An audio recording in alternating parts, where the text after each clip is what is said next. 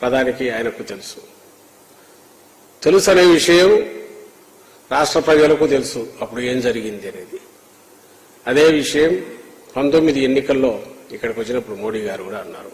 అదొక్కసారి play చేయండి.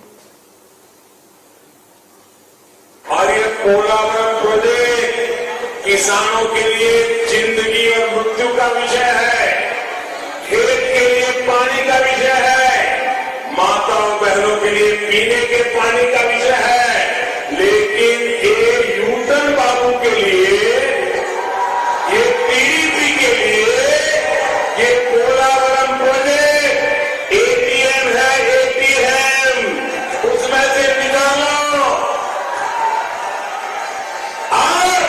भ्रष्टाचार का खेल खेलते रहो, यही उनका काम है. మీరేమనుకుంటున్నారు, మోడీ గారు ఏమనుకుంటున్నారు, అమిత్ షా గారు ఏమనుకుంటున్నారు, బీజేపీ ఏమనుకుంటుందో ఆయన మోడీ గారి మాటల కంటే వేరే అక్కర్లేదు కదా. ఆయన ఆ రోజు మాట్లాడిన మాటల్లో మొత్తం దీన్ని సూక్ష్మంగా ఒక్క వాక్యం లేక తీసుకొచ్చారు. పోలవరం ప్రాజెక్టును చంద్రబాబు నాయుడు యూటర్న్ బాబు అని కూడా పేరు పెట్టాడు. చంద్రబాబు నాయుడు దాన్ని ఒక ఏటీఎం లాగా వాడుకుంటున్నాడు, పిండుకుంటూనే ఉన్నాడు. దాంట్లోంచి ఒక కామధేను లాగా ఇప్పుడు కావాలంటే అప్పుడు పిండుకోవడానికి ప్రాజెక్టు చేయాలనుకోవట్లేదు అని ఆ రోజు సాక్షాత్తు ప్రధానమంత్రి, ఇప్పుడు కూడా ఆయన మళ్ళీ ప్రధాని కావడానికే ఈ ఎన్నికల్లో కూడా పార్టీ చేస్తోంది. అండ్ అమిత్ షా గారికి కూడా ఈ విషయం తెలుసు. అది సహించలేకనే జనం రిజెక్ట్ చేశారు.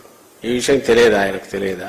రాజకీయాల కోసం రాజకీయాలు మాట్లాడచ్చు, కానీ పాయింట్అవుట్ చేస్తారు ఇట్లాంటివన్నీ అనేది కూడా చూసుకోవాలిగా. రెండో విషయం, ఎలాగో పోలవరం వచ్చింది కాబట్టి చెప్పాలి.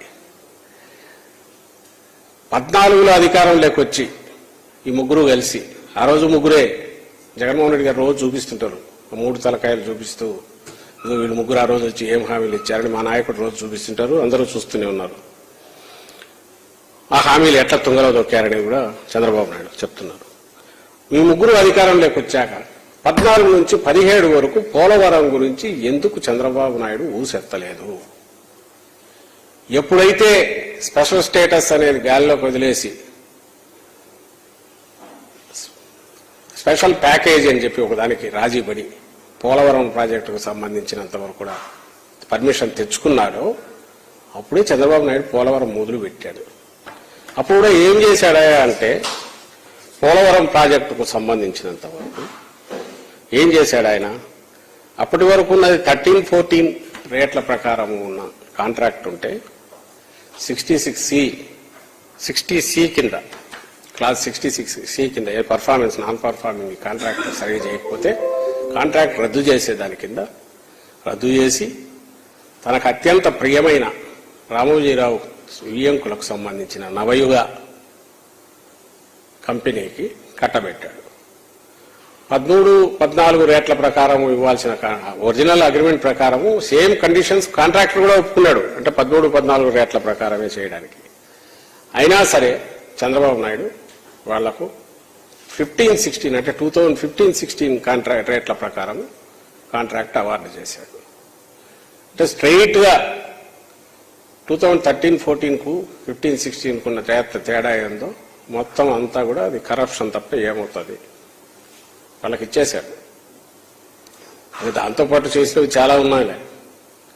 వాళ్లకు కావాల్సినంత అమౌంట్ కానీ, వర్క్ జరగకపోయినా అడ్వాన్స్లు ఇవ్వడం కానీ, మొబిలైజేషన్ అడ్వాన్స్ విపరీతంగా ఇచ్చేసి అంతకుముందు ఇచ్చింది అట్లే క్యారీ ఫార్వర్డ్ చేసుకోవడం కానీ, ప్రతిదానికి క్యాబినెట్లో పెట్టడం, అప్రూవ్ చేయించుకోవడం, అన్నీ బహుశా అంత చిన్న ముద్దుగా మురిపెంగా చూసుకున్న కాంట్రాక్టర్ ఎవరు ఉండింటారు. కానీ ప్రాజెక్ట్ కాలే. ఉన్న కాలువనే వెడల్పు చేయడము, పట్టిసీమ ఒకటి చేయడము, దీని దగ్గర మట్టి పనులు చేయడము, ఇది చేసి వదిలేశాడు. కాఫర్ డ్యామ్ అనేది కొత్తది తీసుకొచ్చాడు. కాఫర్ డ్యామ్తో నీళ్లు ఆపి దాన్ని చూపాలని చూశాడు. అది హిస్టరీ, రెస్ట్ ఈజ్ హిస్టరీ. ఈ రోజు ఆలస్యమైందంటే దేనికి అయింది నేను సెంట్రల్ గవర్నమెంట్కి తెలుసు, అందరికి తెలుసు. ఆ రోజు ఆయన చేసిన పాపం, చంద్రబాబు నాయుడు చేసిన పాపం, నాట్ ఓన్లీ పోలవరం తెచ్చుకొని తన ఆదాయం కోసం చూసుకోవడం, కాంట్రాక్టర్ తన వాడిని పెట్టి అడ్డంగా ఇంతకుముందే ఆయన మోడీ గారి మాటలో చెప్పినట్టు ఏటీఎం లాగా వాడుకోవడం తప్ప ప్రాజెక్టు పూర్తి చేయాలనేది చేయలే. దాంతోనే ఏం చేశాడు, పిలిచాడు.